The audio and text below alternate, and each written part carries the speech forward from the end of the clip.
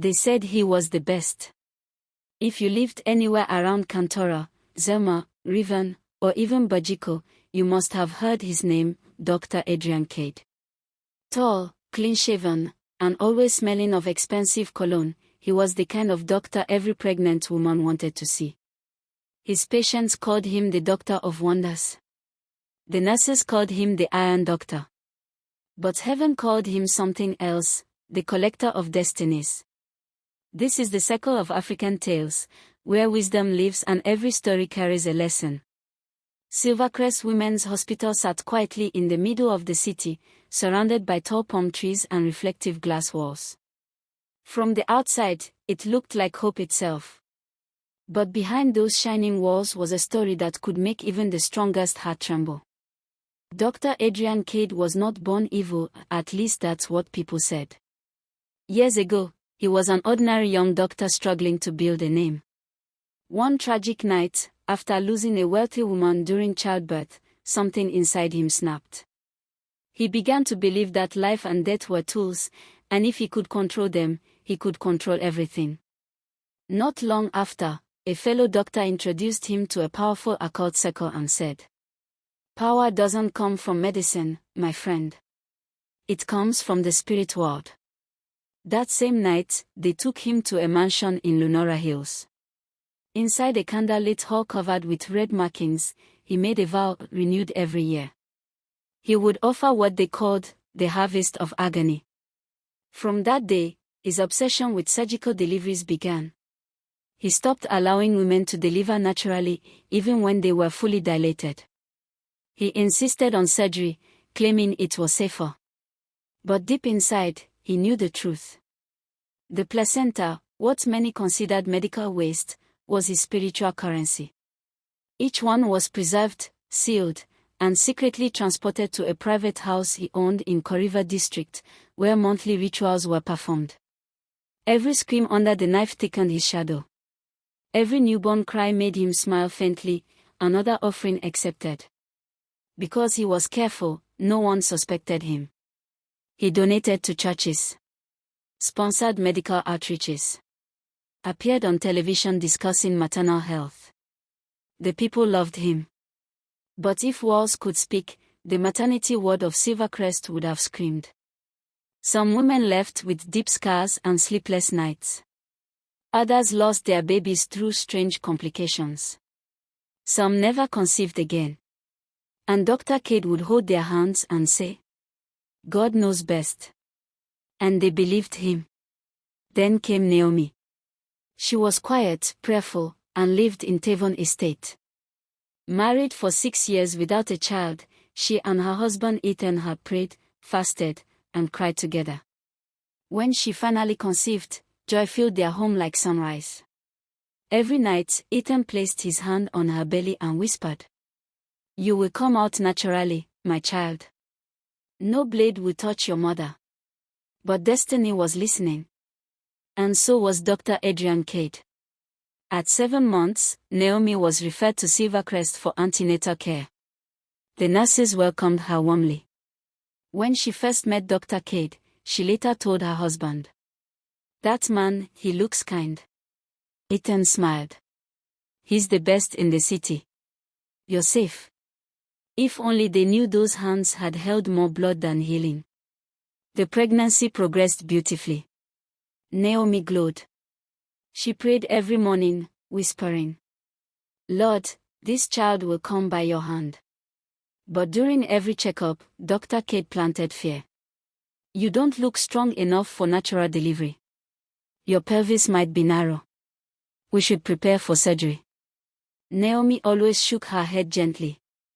"Doctor, I believe I'll deliver naturally." He smiled that familiar, empty smile. "Of course, we'll see." What she didn't know was that her name had already been written in his hidden ledger. The next harvest. Her labor began late on a Friday night, just before 11 p.m. Rain washed against the windows. Thunder rolled over the city like a warning. Inside Silvercrest, the corridors were too quiet for a place where life should be born. Naomi clutched her belly as contractions tore through her body. Ethan held her hand, whispering prayers. You're strong. Just breathe. The midwife checked her and smiled. She's 9 centimeters, sir. Labor is progressing beautifully. Those words were exactly what Dr. K did not want to hear. He entered the room, spotless coat, gold watch gleaming. Prepare the theater, he said coldly. We are doing a C-section. The nurse hesitated. But sir, she's already 9 centimeters. I said prepare the theater, he snapped. Do you want to lose the baby? Fear flooded the room. Naomi turned to her husband, tears spilling. Ethan. I can feel the baby coming. Ethan looked confused. Doctor, are you sure this is necessary? Dr. Kate sighed dramatically. If you want to gamble with your wife's life, that's your choice. Ethan froze. Do what you think is best. Naomi cried softly. Something deep inside her screamed no. As they wheeled her down the corridor, the lights flickered. A cold wind rushed through the hallway. One nurse whispered, God, power must not fail tonight. At that same moment, another doctor stepped out of a nearby ward, Dr. Elias Moran. He was new. Quiet. Known for praying before procedures. When Naomi's eyes met his, something stirred inside him. A voice whispered in his spirit. Follow her. What's happening? He asked. Emergency C-section. Dr. Kate's patient. He glanced at the monitor. Everything was normal. How dilated? 9 centimeters. His eyes widened. He walked to Naomi. Madam, do you want to deliver naturally? Yes, she whispered through tears. Please. Dr. Elias straightened and said calmly. In the name of the God I serve, no knife will touch her tonight. Dr. Kate stormed in. Get out of my case. Dr. Elias replied.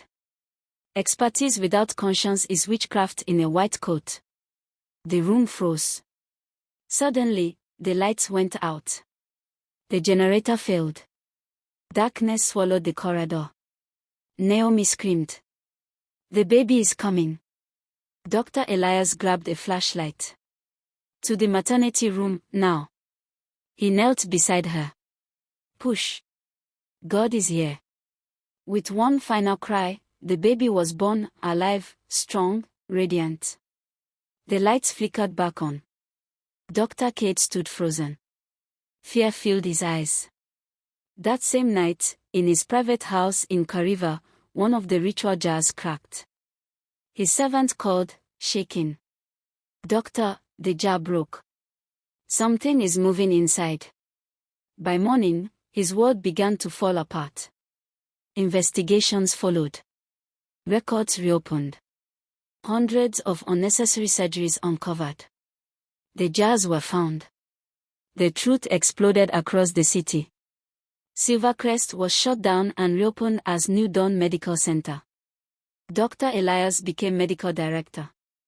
Naomi and Ethan founded Light from the Womb Foundation, helping women harmed by medical abuse. Dr. Cade was sent to Rockham prison. Years later, he wrote Naomi a letter. Tell your child he was born to break a curse. Moral of the story. Not everyone who shines carries light. Titles do not equal truth. Power without conscience destroys. Sometimes miracles don't happen on mountains. They happen in hospital rooms. When faith refuses to surrender. Trust God more than titles. Pray before you submit. Question before you consent. Because the same God who shut the lion's mouth can still stop a surgeon's knife.